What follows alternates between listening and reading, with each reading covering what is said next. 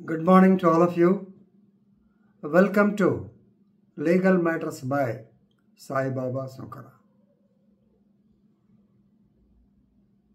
Before seeing this video, please see my previous video 3T3219, wherein I have stated that the non-disclosure, please remember, non-disclosure of certain assets and liabilities may not lead to the failure of nomination.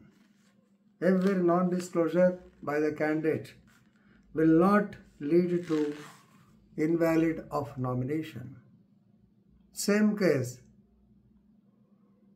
some other particulars have come, so better to discuss these also. ఈ case పోకెళ్తే same case that is కారికో క్రీ versus నూని తయామ్ 2024 same పాత కేసే, దాంట్లో తేడా ఒకసారి కేస్ ఎలక్షన్ దాంట్లోనే. ఇక్కడ మెయిన్ పాయింట్ ఏంటంటే mere non registration will not affect the sale, simply to say. So case పూర్వపురాలకు వెళ్తే మీ అందరికి తెలిసినట్టు 2019 ఎలక్షన్స్. సో దిస్ నూని తయామ్, he was INC, Indian National Congress candidate. He came out successful. That is Kariko Cree, he is an independent candidate, and Dr. Mohesh Choi, BJP, వీళ్ళంతా పోటీ చేశారు. మొత్తానికి గెలిచిన ఆయన తయామ్, అతని మీద కేసు వేశారు. దానిలో ఇక్కడ పాయింట్ ఏంటంటే the family members of Thayam, they have sold 3 vehicles but did not get them registered in the name of the transferee. వాళ్ళు 3 బళ్ళు అమ్మారు, ఆ అమ్మిన బళ్ళు అవతల వాళ్ళకి ట్రాన్స్ఫర్ చేయాల. కాబట్టి నామినేషన్ ఇది ఒక పాయింట్ ఇన్వాలిడ్ చేయమని. So 123 of the section 123 clause 2 of the Representation of the People Act 1951 కింద వేశారు. Matter high court, as since you have not submitted the disclosure, మీరు ఏం చేశారనేది దీంట్లో లేదు కాబట్టి వీళ్ళు ఏమనుకున్నారు, ఆల్రెడీ డిస్పోజ్డ్ కాబట్టి మావి కాదని రాసేసారు. But they are in the name of the family members of Thayam, so it's invalid అని కొట్టేసింది. కాబట్టి nomination his candidature is invalid. గెలిచిన ఆయన సుప్రీంకోర్టులో ఈ మాట చెప్పింది. Mere failure to transfer the vehicle does not invalidate the sale. మీరు గమనించే ఉంటారు చాలామంది, బండి అమ్ముకున్న తర్వాత as it is your duty, మీకు 145 ఇన్సూరెన్స్ చెప్పినప్పుడు 145 ME యాక్ట్ ఇన్సూరెన్స్ చెప్పినప్పుడు కూడా క్లియర్గా చెప్పారు. 2 types ఆఫ్ ఇన్సూరెన్స్లు ఉంటాయి. దానిలో registration should be done, registration. If you cell a vehicle then automatically you have to get it re-registered in your name. C-book కూడా మార్చాలి. ఇన్సూరెన్స్ వాళ్ళు 1 month లోపల మార్చుకోవాలని మీకు చెప్పడం కూడా జరిగింది. This is regarding registration. ఇది వీళ్ళు చేయాల, దానివల్ల నామినేషన్ ఇన్వాలిడ్ అయింది. ఇక దాని మీద సుప్రీంకోర్టు వారు, ప్లీజ్ రిమెంబర్, వీళ్ళకున్న బళ్ళు ఏంటి ఒకసారి కేసు చూద్దాం. సో ద ట్రాన్సాక్షన్స్ ఏం జరిగిందంటే of vehicles of MLA Kariko క్రీ, they were sold, but it was not mentioned as in the details form 26, which is held to be a corrupt practice.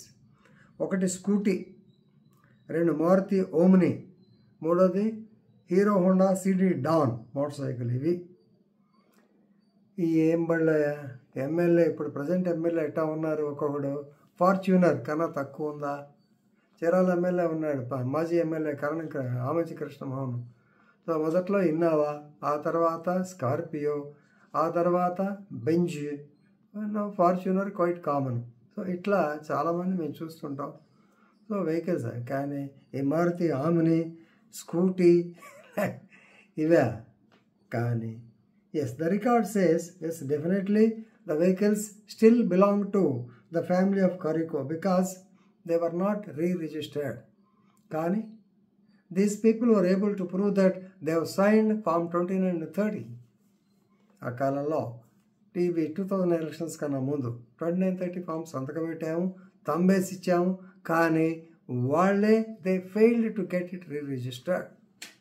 This was brought on record, ఎవిడెన్స్లో prove చేశారు. So కాబట్టి liability of the owner, no doubt.